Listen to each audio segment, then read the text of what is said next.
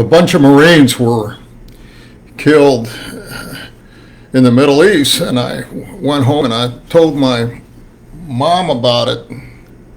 And this picture was taken right after World War II. It's my dad who had met my mother in Italy, and my mother had gone through the war in Trieste, Italy, under Mussolini and Hitler, and saw a lot of bad things. And I was telling my mom that about all these Marines that were recently killed in the Middle East some years ago.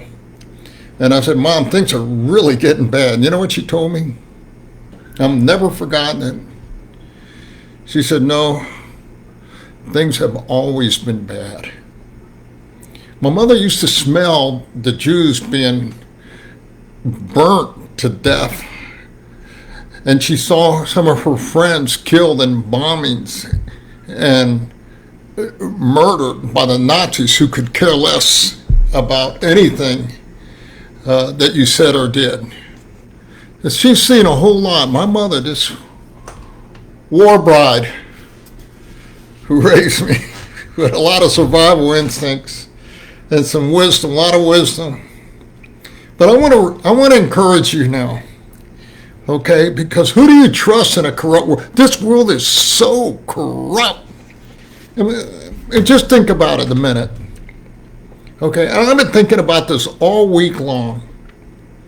I don't know of any man-made organization that is not corruptible.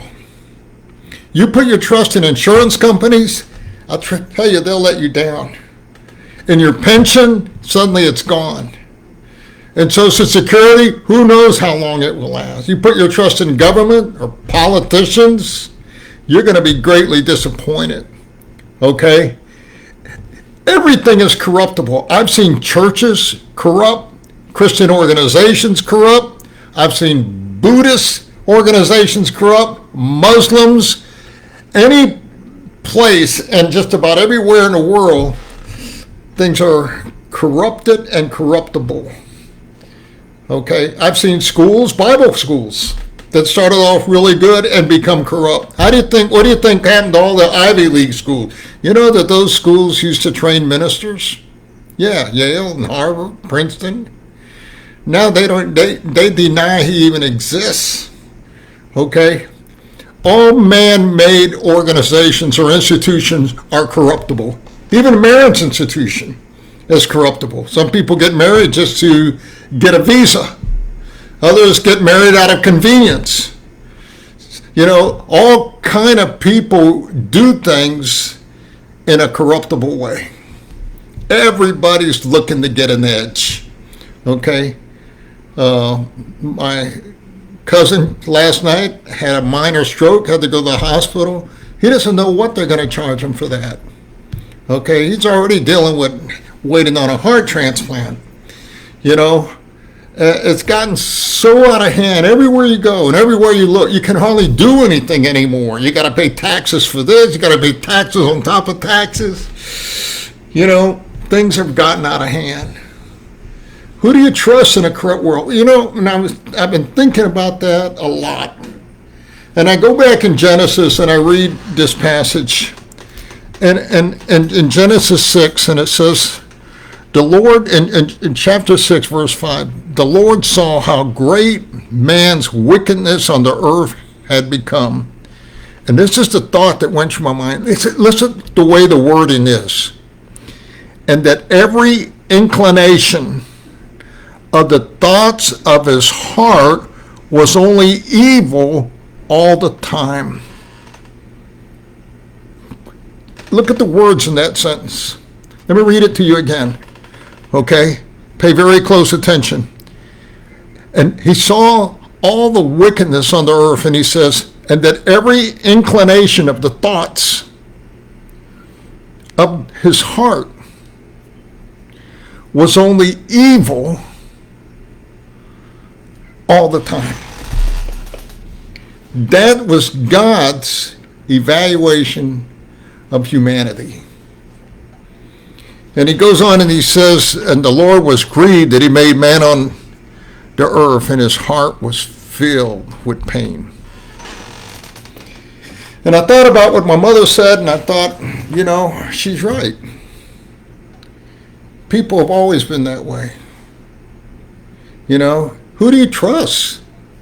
Even your good friends that you thought were once your good friends suddenly betray you. Your spouse, family members, close friends. If they had a little advantage where they could somehow make a monetary gain or cheat without getting caught, or find some kind of loophole like that apartment complex did with me to try to get money that they didn't earn, they do it. Who do you trust in a corruptible world? This is the message I want to give you. Jesus was cleansing the temple. You remember that? With the money changers in there? They're trying to get an edge. They were using the church as a ways to profit. Somebody posted this thing on Facebook recently, actually a friend of mine. And I thought, man, that is really good. He says, we teach and we preach, not for income, but for the outcome. Okay, the outcome, which is directing people towards God and growing in their faith with God. And Jesus in the temple, and he's cleaning out all these money changers in there who were trying to find an edge by selling and changing money so that people could buy doves and different animals and sheep or whatever to make sacrifices. And he's whipping them out of there. And then he says, and Jesus makes an interesting statement that he wasn't willing to entrust himself over to any man, for he knew what was in the heart of man. He knew what was in the heart of man. So I got to thinking, well, who do you trust? Loyalty is a big thing to me. Huge. Respect, that's really big with me. But especially loyalty. And when you put your trust in somebody that let you down, and you don't want to trust them anymore, you feel betrayed or violated. So who do you trust? And I got thinking about that, and I think of Proverbs 3, 5, and 6. There's one person you can trust that will never let you down. Okay, so here you are. Maybe you're older like me. You don't have a lot of money. Okay? You don't have a lot of this world's goods. Who do you trust? You're going to trust the government? Social cares or whatever? I never look to them. But Jesus says, seek first his kingdom and his righteousness, and I'll take care of you. God says, you put your faith in my son, Jesus Christ, and I'm going to take care of you. Now, he doesn't just drop things in on you. He may provide you with a job. He may provide some ministry support. He may provide in many different kinds of ways. Okay? But your trust is in him. Not in the government, not in hospitals, not in all your medications, not in all your family, not in all your so-called friends. Your trust is in God. Each day that you live, you look to God, completely trusting him and his word and his promises. He said, seek first my kingdom and all its righteousness, and all these things I'm going to take care of you. Proverbs 3, 5, and 6, trust in the Lord, how? With all your heart. Who do we trust in a corrupt world? We trust God with all our heart. Lean not on your own understanding, trying to figure everything out like I try to do. Trust in the Lord with all your heart. Lean not on your own understanding. In all your ways acknowledge him. And he's going to guide you. Maybe not where you thought you should go, but but where he believes, he thinks, and he knows it's best for you to go. You trust God completely? What are you trusting in right now? You know, what are you trusting in? Trust, complete trust. Think about what you're trusting in. Your bank account, your IRAs, your savings. You trusting in all that? And James, he warns, he says, tell those that have those means not to put your trust in them. Because they are here one day and gone tomorrow. What happened during the crash, during the Depression? All these people that had all this money in the stock market, and all of a sudden it was gone. Thousands, not hundreds, thousands committed suicide. They didn't know how they were going to live. You know, I see my dear mom. And God took care of her family during the war. Yeah, they lived in a cellar. My mother,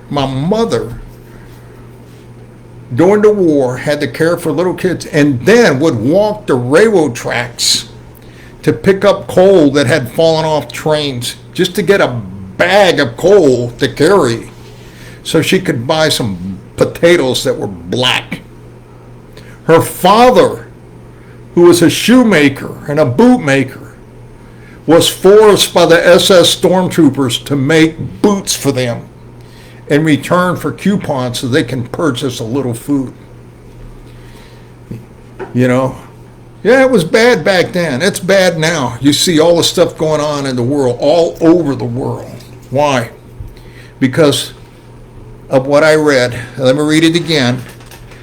And this has not changed. God was grieved that he had made man on the earth, and his heart was filled with pain. Because at that time, every inclination of the thought of his heart was only evil all the time. What are the thoughts of your heart? Why do you do what you do? What is your real motivation? Are you looking for an edge? Are you scheming? Are you strategizing? You know, people that get prenuptials and they do all these different things in this marriage institution, or they go to church to kind of check in. They're all looking for an edge. They're all looking to work to get some kind of an advantage. None of that is going to pan out at the end. It's all going to be shown and revealed for what it really is. Who are you really trusting? Come on, people. This week, tomorrow, or even starting the night, you get down on your knees and you say, God, I'm going to put my faith in you. I don't care what the government says. I don't care what the church says. I don't care what people says. I don't care what my family says. I'm going to trust in you completely.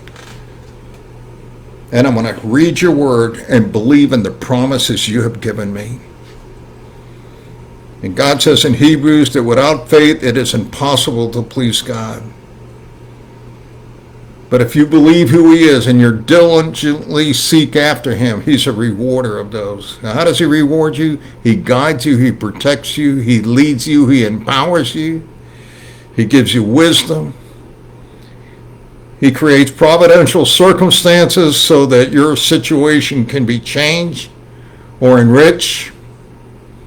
And the word way, he will direct your way, has the idea of your lifestyle. And he will enrich it in a beautiful, bring the right people in your life, keep the wrong ones away. And let me tell you something, especially those of you that are worrywarts and stress a lot. Jesus says, come to me. My load is light. You see the sheep with the shepherd, and the good shepherd watches after his sheep. That's a comforting place to be, you know, under the wings of the Almighty God. Who do you trust in a world that's full of corruption everywhere? Trust in God. Trust in God. You trust in God, you won't be disappointed. You go to sleep good tonight. Have a great week. God bless you all.